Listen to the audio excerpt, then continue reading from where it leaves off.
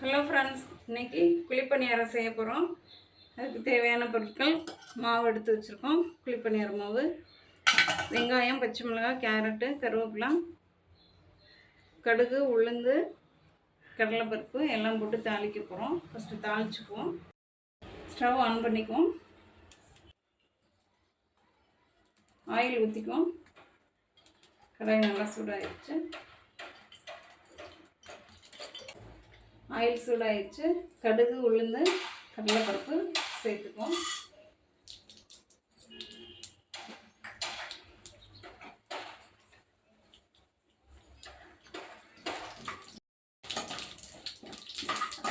நல்லா கலந்துடுச்சு.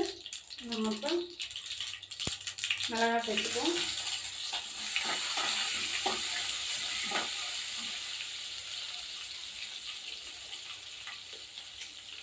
வெங்காயம் சேர்த்துப்போம்.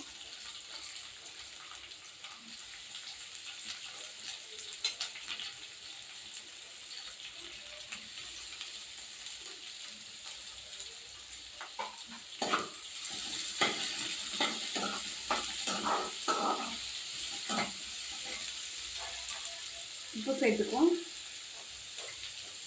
நம்ம ஆல்ரெடி மாவில் உப்பு சேர்த்துருக்கோம். இப்போ கொஞ்சம் சேர்த்துக்குவோம். பத்தலாட்டி கூட போட்டுக்கலாம், ரொம்ப சேர்க்க வேணாம்.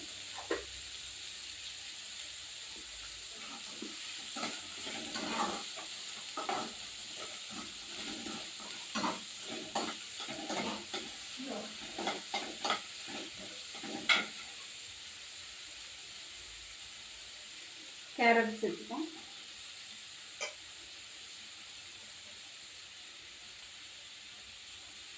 கருவேப்பிலை கூட சேர்த்துக்கலாம்.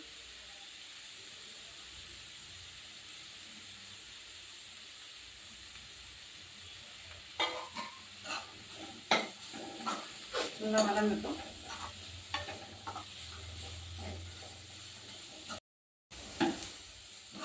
நல்லா வதங்கிடுச்சு. இப்போ மாவில் கொட்டி கலந்துக்கலாம். உப்பு பாருங்கள், கொட்டி கலந்துட்டு உப்பு பத்தலாட்டி லைட்டாக போட்டுக்கோங்க. நல்லா வதங்கிடுச்சு. நம்ம ஸ்டவ் ஆஃப் பண்ணிக்குவோம்.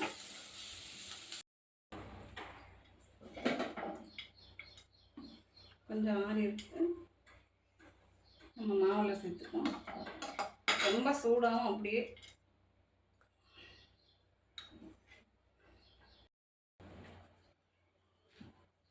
நல்லா கலக்குவோம். குழிப்பணியார சட்டி வச்சாச்சு. நம்ம இப்போ ஆயில் ஊற்றிக்குவோம். நீங்கள் நெய் ஊற்றுறதுனாலும் ஊற்றிக்கலாம்.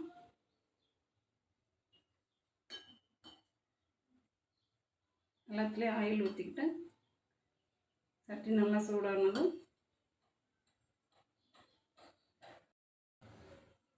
எல்லாத்துலேயும் ஆயில் ஊற்றியாச்சு. நல்லா சூடாகிடுச்சு. நம்ம பணியாரம் ஊற்றிக்குவோம்.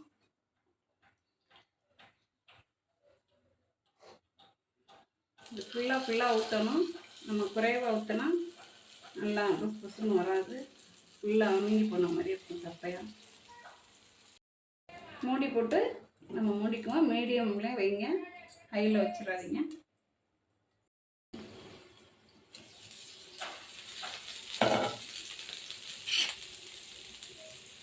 ஒரு பக்கம் நல்லா வெந்துடுச்சு.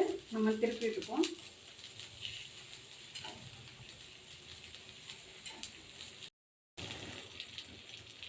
இந்த மாதிரி எல்லாத்தையும் திருப்பிட்டுப்போம். எல்லாத்தையும் திருப்பிட்டோம்.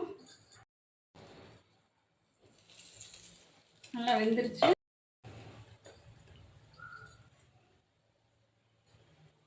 உப்பு வச்சு எடுத்துப்போம். ரொம்ப ஹையில் வைக்கக்கூடாது.